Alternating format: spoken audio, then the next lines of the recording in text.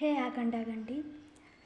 ఇప్పుడు ఆడపిల్లకు పెళ్లి చేద్దామంటే బంగారు రేటు పెరిగింది. గ్యాస్ పైన వంట చేద్దామంటే గ్యాస్ రేటు కూడా పెరిగింది. ఆఖరికి వైన్స్లో బీర్ రేటు కూడా పెరిగింది. కానీ ఎండలో కష్టపడుతూ రెక్కల ముక్కలు వేసుకుప్పుడు వైన్స్లో బీర్ ఉంటుంది కదా, అది ఎండకేమైనా ఎండిపోతుందా, వానకేమి నానిపోతుందా? కానీ అవి మాత్రం పెంచేస్తారు.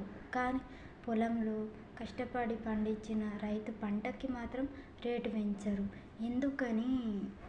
ఇప్పుడు పత్తి గింజలు కొనడానికి వెళ్తామనుకోండి, ఇప్పుడు ఆయన్న రేటు పెంచుతాడు. మళ్ళా మందు సంచి కొనడానికి వెళ్తాం చూడు, ఆయన్న రేటు పెంచుతాడు. కానీ మనం పంట తీసుకుని వెళ్తాం చూడు, అప్పుడు మన రేటు మాత్రం పెంచరు. మరి ఎందుకో ఏమో. సీరియస్గా చెప్తున్నాను.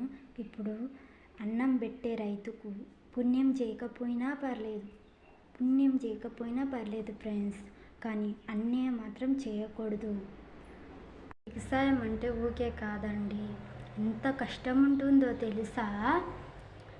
ఎండనక, వాననక, రాయనక, రప్పనక, పామనక, పడిగనక, పుట్టనక, చెట్టనక ఎంతో కష్టపడితే ఆ పంటకి అసలు ఈ వాన కూడా సరిగా పడతానే లేదు.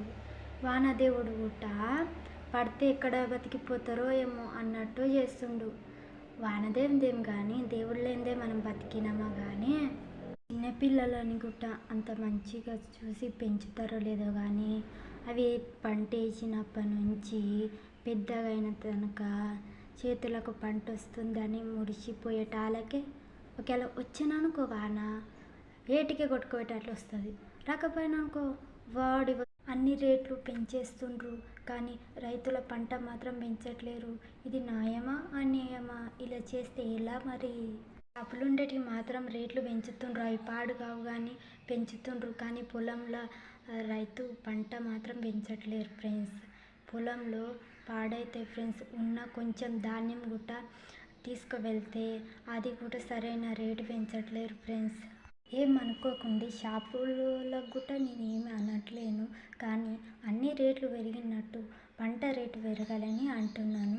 ఎవరు కోపడకండి. ఇందులో నావేమన్నా తప్పులుంటే ఈ చిన్ని చెల్లిని క్షమించండి. ఈ వీడియో అందరికీ షేర్ చేసేయండి. పంట రేటు పెరగడానికి పోరాడదాం. ఎంగేంటి యుద్ధానికి సిద్ధమేనా?